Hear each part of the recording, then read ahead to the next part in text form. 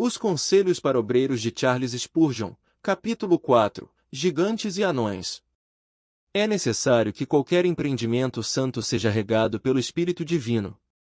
Nada começa bem se não for iniciado por Deus.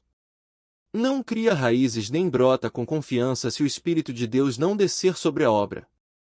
Seu sereno celestial não cair ali, ela definhará como a grama e subirá pelo telhado. A necessidade da graça é urgente, mesmo depois de anos de crescimento. A chuva do avivamento é fundamental para a renovação da obra antiga e a restauração dos primeiros luminosos, pois sem essa chuva, o período da colheita, que é o objetivo final, frustrará as esperanças. É verdade que, no início do trabalho cristão, tudo é novidade e entusiasmo. E é natural que, movido por esse ímpeto, um iniciante alcance o sucesso facilmente. Mas a dificuldade para o cristão não está no início do trabalho.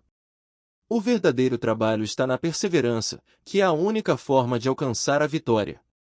Aos cristãos que há anos ocupam-se do serviço que o Espírito Santo lhe designou, gostaria de lembrar das chuvas matutinas que caíram sobre aquelas primeiras obras, aquela umidade que permanece em algum canto da memória, embora tenha sido seguida por longos anos de aridez. Não desanime. A chuva tarde ainda pode cair. Busque na imensa necessidade dessa chuva. É causa de grande tristeza que haja aqueles que, de fato, sem saber, precisam dela. Alegre-se, porque o Senhor opera esses desejos sagrados. Se não sentirem a necessidade de mais graça, seria como um amante que está consciente de que todas as coisas que Deus fez por seu intermédio no passado não os qualificam a realizar nenhuma tarefa sem ele.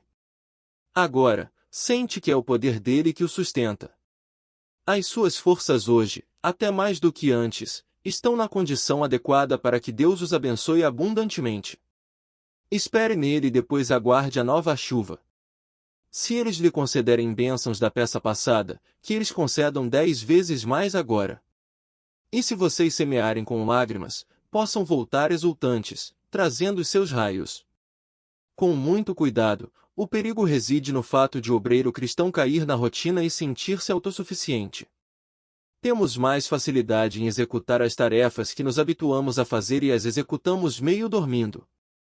Uma das coisas mais difíceis do mundo é manter a chama acesa e a perseverança em nossos corações, mas essa é a chave para continuar a obra de Deus. Cristão acordado na terra encantada, veremos que elas são soníferas. A vida e o poder de nossos cultos públicos e devoção particular evaporam rapidamente. Oramos como em um sonho, louvamos e pregamos como sonâmbulos. Que Deus venha nos acordar e avivar, enviando a nova chuva matutina para renovar as forças e sua herança. Atualmente, há poucos gigantes cheios de graça que levantam a cabeça e os ombros acima da estatura comum. Homens que nos guiam em atos de heroísmo e testemunham de fé inabalável. Finalmente, a obra da Igreja cristã, embora deva ser feita por todos, é geralmente feita por alguns. Pessoas que têm uma graça notável nesta era degenerada. Muitos são parecidos com Israel na época dos juízes, pois há líderes em nosso meio que julgam Israel e são o terror dos inimigos. Se ainda somos uma raça de heróis entre os membros da Igreja, nossas operações missionárias devem ser realizadas com a bravura santa que marcou a Igreja dos primórdios. Se quisermos trazer de volta os apóstolos e os mártires, ou mesmo Carris e Judsons, que milagre seríamos capazes de produzir uma raça de doentes? De modo geral, não nos contentamos com isso. Existia um clube de baixinhos em Londres cuja qualificação para aceitação no hall de membros era não ter mais de 1,5 metros de altura. Aqueles anões tiveram que ter ou fingir ter uma masculinidade mais próxima da perfeição do que os outros, argumentando que os homens primitivos eram muito mais gigantescos do que os espécimes atuais. Consequentemente, o caminho da evolução era crescer cada vez menos. Sendo assim, à medida que a espécie humana fosse se aperfeiçoando, os indivíduos se tornariam tão diminutos quanto eles. É possível criar um clube de cristãos semelhante em Londres sem nenhuma dificuldade.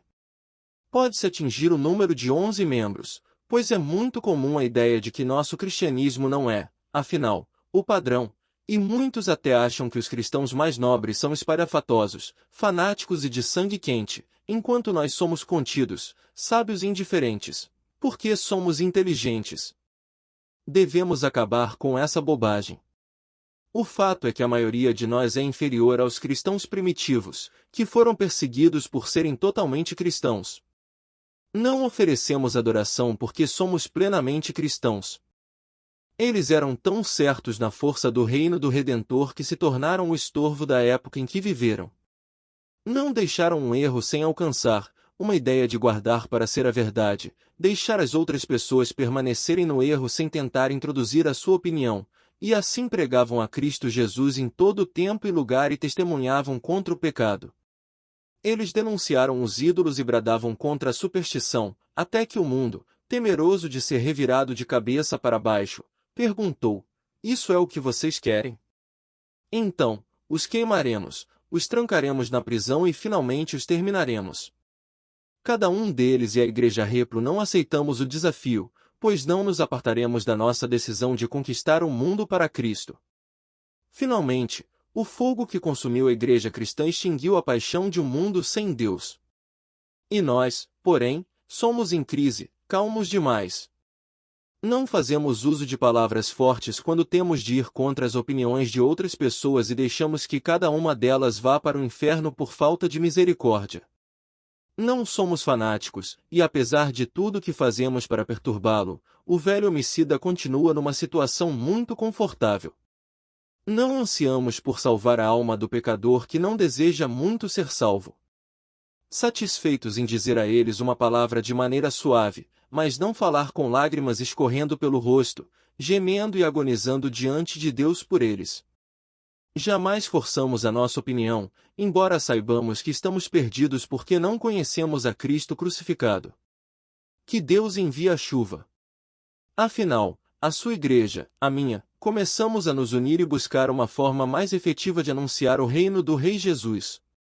E assim, talvez nos dias vindouros, não teremos que reclamar que sememos muitos e colhemos pouco, mas sim conversaremos 100 vezes mais por meio da graça do nosso Senhor Jesus Cristo.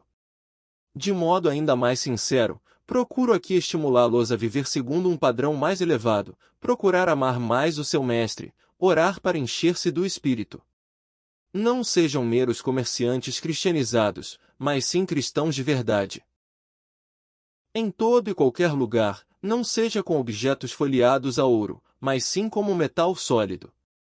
Sejam servos do Senhor Jesus Cristo que, bebendo ou comendo, quer fazer qualquer outra coisa, e sirvam a Ele com suas mãos e de todo o coração.